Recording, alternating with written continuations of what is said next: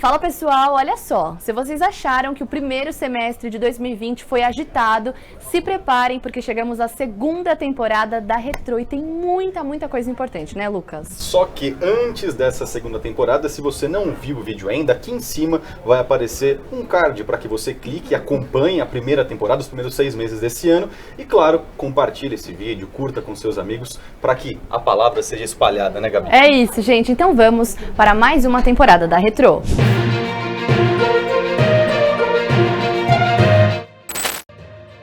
E o mês de julho começou como? Com protestos. Os entregadores por aplicativo reivindicavam melhorias nas condições de trabalho e até mesmo uma proteção maior, uma segurança maior. Eles não tinham, por exemplo, kits de segurança, kits de proteção contra a Covid-19. Além disso, pediam um aumento na taxa que eles recebiam, né, das taxas de remuneração para cada entrega feita. Com isso, esse movimento acabou sendo chamado de break do app e milhares de entregadores acabaram se reunindo no centro e em outras regiões de São Paulo pedindo essas mudanças nas condições de trabalho. As queimadas no Pantanal também começaram em julho. Segundo o INPE, foram identificados mais de 15 mil focos de incêndio. No período, 85% do Parque Estadual Encontro das Águas acabou sendo devastado pelo fogo. O incêndio acabou gerando muita mobilização, especialmente nas redes sociais, por parte de políticos também, porque lembrou muito os incêndios da Austrália que a gente falou lá na primeira retrospectiva. Também em julho, o jornalismo perdeu um dos seus principais nomes. José Paulo de Andrade morreu aos 78 anos. Ele foi o principal jornalista nos mais de 80 anos de Rádio Bandeirantes. No comando do Pulo do Gato, tratava do problema do ouvinte, de assuntos da cidade. E no comando do Jornal Gente, tratava de todos os temas envolvendo política nacional e internacional, enfim, um verdadeiro ícone do jornalismo. José Paulo de Andrade já tinha uma doença pulmonar, contraiu a Covid-19 e acabou falecendo por causa do coronavírus. E por isso, por toda essa magnitude de José Paulo de Andrade, a gente da Rádio Bandeirantes preparou uma homenagem especial. José Paulo de Andrade foi um dos maiores nomes do jornalismo brasileiro. Ele era a cara do povo a quem dava voz, especialmente o de São Paulo. E fora dos microfones, ele era daquele jeitinho também. Bravo, mas brincalhão, sempre disposto a ensinar os jovens profissionais e aprendia com eles também humildemente. Por isso, estava sempre atual e por isso deixou tantos amigos, a quem ele conquistou pelo respeito e pelo profissionalismo. Bom, falar do Zé Paulo de Andrade sempre é um motivo de emoção, por isso eu preciso me controlar um pouco antes de escolher as palavras, né? O Zé Paulo é a personificação do profissional de rádio, então desse lado profissional, para mim, não há dúvida, né, de que é a maior referência que eu tive na minha carreira e vou levar essa experiência para sempre. Do ponto de vista pessoal, o Zé Paulo sempre foi um grande conselheiro, um amigo para mim, né? Então essa é outra falta também que eu sinto no convívio diário, porque fora do microfone nós tínhamos as nossas conversas, né, sobre questões familiares, sobre rumos que tomamos aí na nossa vida. O Zé Paulo sempre me ajudava muito a tomar algumas decisões. Eu sinto muita falta, de brigar com o Zé Paulo. Brigar, é isso.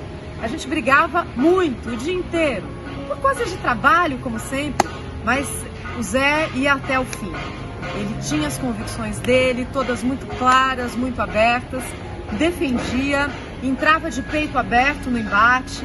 Às vezes ele cedia, às vezes eu cedia, às vezes nenhum dos dois cedia e a vida segue, porque é assim que acontecem as coisas. Mas ele era muito intenso e muito claro nas coisas que ele acreditava para a rádio, para o jornalismo, na visão dele de mundo. E isso era muito legal, quando a gente tem alguém assim para se relacionar todos os dias, de peito aberto, isso eu sinto muita falta. O começo de agosto já foi muito agitado. Logo nos primeiros dias do mês, houve uma explosão em Beirute, capital do Líbano. Muita gente, relatos de moradores, inclusive brasileiros que estavam lá, descrevem uma semelhança, claro que distante, com a explosão de Hiroshima. Não há possibilidade de que tenha sido um atentado terrorista, e sim uma explosão de nitrato de amônio por causa de um cargueiro russo. A explosão deixou mais de 100 pessoas mortas e 4 mil feridos. E nesse mês de agosto, uma das expressões mais citadas foi o veto na remuneração dos servidores públicos. públicos. E agora a gente explica o que aconteceu no Senado Federal, também na Câmara dos Deputados. O presidente Jair Bolsonaro vetou o reajuste salarial até 31 de dezembro de 2021, além do tempo de contagem do serviço desses trabalhadores, dos servidores públicos. O que aconteceu depois? O Senado acabou derrubando esse veto do presidente com a maioria e, na sequência, a Câmara dos Deputados também poderia derrubar o veto para concretizar esse movimento do Congresso Nacional. Porém, a Câmara dos Deputados acabou mantendo o veto do presidente. Com isso, a gente não terá remuneração dos servidores públicos até o dia 31 de dezembro do ano que vem. Além disso, no finzinho do mês, o Superior Tribunal de Justiça afastou o governador do Rio de Janeiro, Wilson Witzel, por 180 dias. Essa decisão faz parte de um desdobramento da Operação Tris in Idem e também da Operação Placebo, que investigava os contratos públicos, principalmente na área da saúde no Rio de Janeiro, e provavelmente uma questão que envolve esquema de corrupção. O governador afastado, agora Wilson Witzel, diz que nada tem a ver com esse esquema e que é alvo de uma perseguição política do presidente Jair Bolsonaro. No lugar do Witzel, enquanto a Câmara do Rio de Janeiro decide se vai abrir um processo de impeachment ou não, quem está no comando do Rio é agora governador interino Cláudio Castro, do PSC. Gente, seguinte, também em agosto houve uma polêmica ali, destaque internacional com uma pitada de fofoca. Isso porque nas redes sociais do presidente Jair Bolsonaro, mais especificamente no Facebook, um seguidor dele fez uma comparação entre a esposa do presidente e a esposa do presidente Emmanuel Macron, da França. Nos comentários, Jair Bolsonaro acabou concordando e zombando também com os seguidores. E aí, na cúpula do G7, o presidente Emmanuel Macron acabou respondendo a esse comentário e disse esperar que os brasileiros tenham em breve um presidente à altura e lamentou a atitude do presidente Jair Bolsonaro. E chegamos ao mês de setembro, um mês de muitas surpresas. A saída do coordenador da Operação Lava Jato, da Força Tarefa da Operação Lava Jato, o Deltan Dallagnol, ele ficou por 6 anos à frente da Força Tarefa, inclusive foi o criador daquele PowerPoint durante o processo de acusação contra o ex-presidente Luiz Inácio Lula da Silva. Ele disse que saiu para cuidar da saúde da filha dele de 1 ano. Além disso, nós tivemos um outro aspecto, né, Gabi? Agora mudando um pouco Mais o econômico, assunto. não? Exatamente. A criação da nota de R$200 pelo Banco Central. A justificativa deles é que essa nota poderia auxiliar, inclusive, as pessoas a retirarem, a sacarem o dinheiro do auxílio emergencial. Muita gente optou por retirar o dinheiro no banco e, além disso, diminuir, enxugar um pouco dos custos com relação à impressão dessas notas. Do outro lado, nós temos muitas críticas, pessoal falando que isso poderia facilitar a lavagem de dinheiro e também dificultar o troco. A gente fala sobre a nota de 200, é uma notícia, mas ver mesmo nas mãos eu não vi. Você chegou a ver a nota de 200? Inclusive aqui... Brincadeira. Mentira. Brincadeira, mas seria maravilhoso, viu? Gente, seguinte, também em setembro nos Estados Unidos aconteceu o primeiro debate presidencial entre o republicano Donald Trump e o democrata Joe Biden. Foi um debate ali com muitas farpas, muitas falas simultâneas, um dos mais quentes, digamos assim, da história dos debates nos Estados Unidos. Os principais assuntos foram pandemia, família, justiça racial e justiça eleitoral. E por falar em pandemia, também em setembro, o mundo atingiu a marca de 1 milhão de mortos pela Covid-19. E no mês de outubro, um dos grandes acontecimentos, e também trágicos, aconteceu em Nice, no sul da França, em que 3 pessoas morreram após um ataque de um tunisiano que nasceu em 1999. Ele foi ferido, depois levado ao hospital e, claro, foi preso na sequência. Das 3 pessoas, uma foi degolada e outra era brasileira, uma baiana de 44 anos que estava tomando café em um local próximo à Basílica de Notre-Dame, na França, em que as outras 2 pessoas morreram. Também nesse mês de outubro, quando a gente pensava que o coronavírus estava começando a ficar mais controlado, tanto a Espanha quanto a França, os 2 países declararam estado de emergência pela 2ª vez em 2020. Emmanuelle Charpentier e Jennifer Doudna, 2 pesquisadoras, foram as vencedoras, 2 mulheres vencedoras do Prêmio Nobel de Química. Elas foram responsáveis por criar a tesoura genética. O que é isso? Basicamente uma capacidade de mudar o gene, ou melhor, o DNA, de animais, micro-organismos e plantas. Novembro foi um mês de muita ansiedade, porque a gente já estava chegando no Natal, mas o nome do novo presidente dos Estados Unidos não saía de jeito nenhum.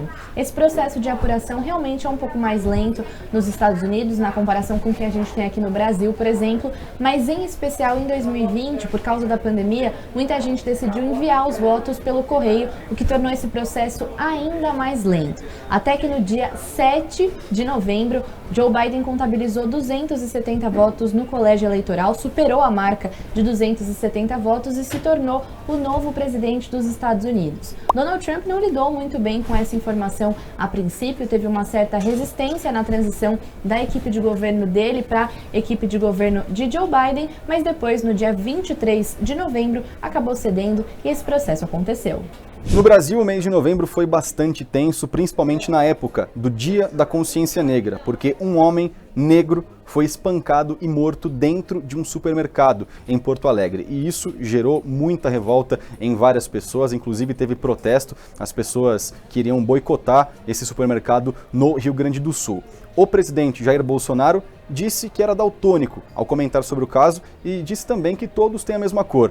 Já o vice-presidente Hamilton Mourão falou que não existe racismo no Brasil.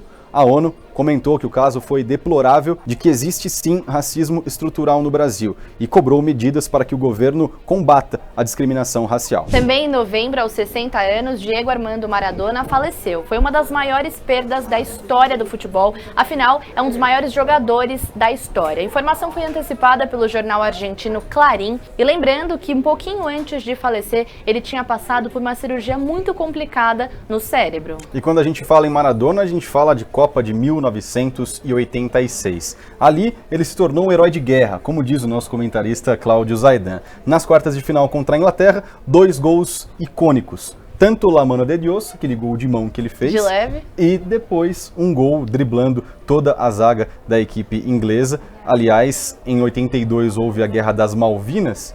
Em 86, as quartas de final entre a Argentina e Inglaterra, por isso que ele seria um herói de guerra, como diria Cláudio Zaidan. A Argentina decretou luto de 3 dias e milhões de argentinos foram ao velório de Diego Armando Maradona. E você sabe, Lucas, que nessa semana que a gente teve em novembro de muitas homenagens para esse craque, acho que a frase mais marcante, pelo menos para mim, é que muita gente acabou chamando ele de o Deus mais humano que passou pela Terra. Chegamos ao último mês do ano. Será que no último dia 31 de dezembro, o coronavírus vai ter ido embora? Olha, eu acho que é bem complicado que o coronavírus vá embora no dia 31, mas que as coisas estão evoluindo, isso com certeza, porque em vários locais do mundo começou finalmente a vacinação em massa contra a Covid-19.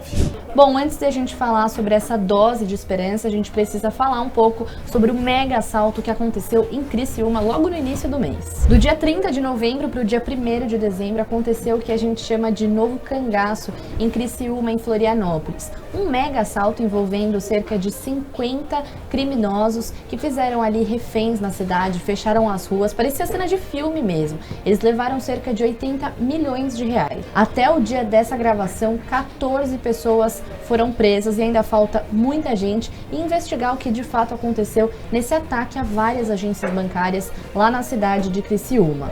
Esse não foi o único assalto de dezembro, não. No dia 21, aconteceu um outro em Cametá, no Pará, e no mesmo modelo, aterrorizaram moradores, mais um que também acabou sendo chamado de novo cangaço.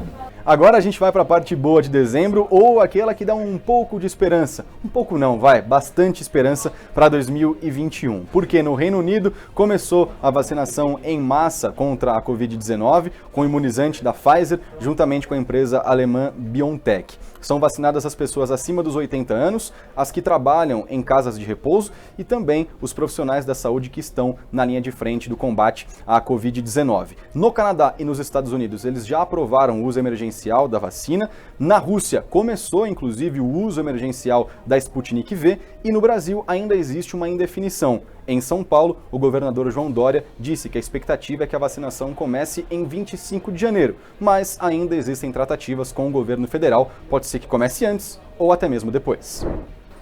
Gente, essa foi a segunda temporada da Retrô aqui da Rádio Bandeirantes. Foi um prazer ter vocês aqui em mais 6 meses de muita loucura, diga-se de passagem, né? De qualquer forma, a gente espera que 2021 seja um ano mais leve, com coisas boas para todo mundo e com certeza, por favor, com vacina, né?